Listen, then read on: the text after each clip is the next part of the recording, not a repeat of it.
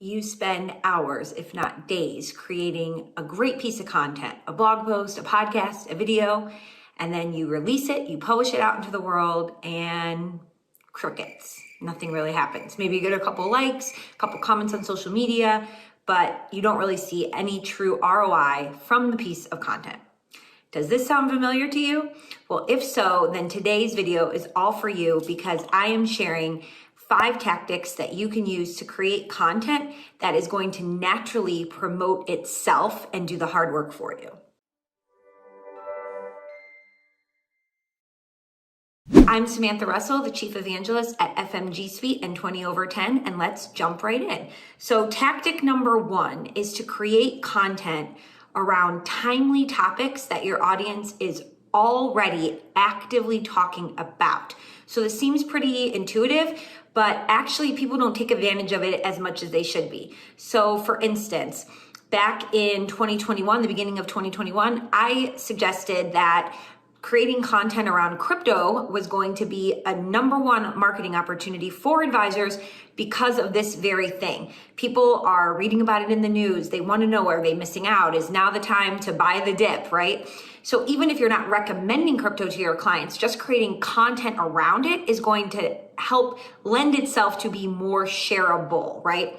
Here's another example from when the pandemic just started in March of 2020. I created this Twitter thread and then turned it into a blog post and a video titled, "If I owned a financial planning business right now, here is exactly what I would do right now." And I outlined the 10 marketing steps I would take to accommodate this new normal during the pandemic. And it was really well received because it was so timely. Okay, tactic or strategy number 2, take controversial positions. So have an enemy of some sort that you are sort of fighting against in your content piece to make it even more shareable. Now, this enemy doesn't need to be an actual person, of course. It could be a way of thinking that most people hold or a long held belief system, right? We see people do this all the time. They have some sort of enemy that they are trying to rip down, the old way of doing things versus the new way that they are promoting. When you do this, it stands out from the message that everyone else has, and it makes people want to read your take. So this is tactic number 2. You can give it a try. Okay, tactic number 3 is to feature quotes or examples or the work of other people in your piece to give them credit. And then when you go to share it on social media, you tag them because you featured them in your piece. Or the day before you're going to publish it, you send them an email and you say, "Hey, I'm going to be publishing this piece tomorrow. I featured a quote from you in it that I found online. Would love for you to share it with your audience if you think they would like to read about it as well." So this is something you don't necessarily need permission from people to actually even do, right? I love Spark Toro has coined this permissionless marketing, which is basically that other quotes from, thought leaders are already out there on the web. So you can take those quotes, add them to your piece, and then tag people when you share it on social media. When they see those tags, they are going to be much more likely to click over and view it, see what the person has tagged them in, and then either leave a comment, like it, or reshare it. Okay, tactic number 4, use what is called the hook, line, and sinker strategy, which I'll put this great graph of it up right here.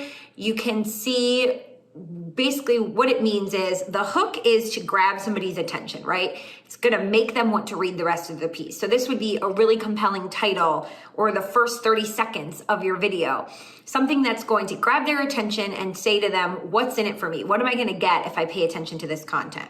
The line delivers on the promise of the hook. So this would be the meat of the post. This would be where you put any of your infographics or your data, your charts, your visuals, any of the meatier elements that is really going to keep reeling that person in, right? Think of the line, you're reeling in that big fish.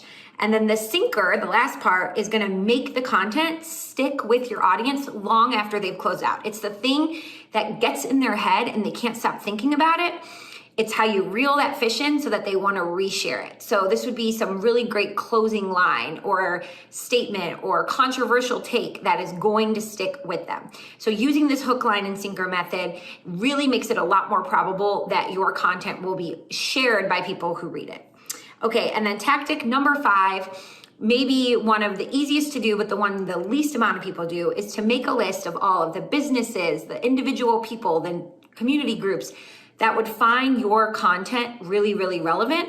And before you hit publish, or right before you hit publish, send an email to them letting them know that you published this piece, here it is, and would they like to share it with their audience? So even something as simple as, we just published this piece on X, I immediately thought of you, thought you might want to share it with your audience if you think they'll find it valuable as well. This is going to get it viral, get it trending really, really quickly, right? Because we know right after a piece is published, the more eyeballs that see it and leave comments and reshare it, the more probability that all the different algorithms are going to say this is a piece people are talking about and want to keep picking it up and sharing it. If you found this helpful, I would love if you would reshare it or give us a thumbs up at least, and drop a comment below to let us know which tactic you found to be most useful. Again, that helps more people to see this piece of content. I'm Samantha Russell, and thanks for joining us for another marketing strategy. We'll see you next week.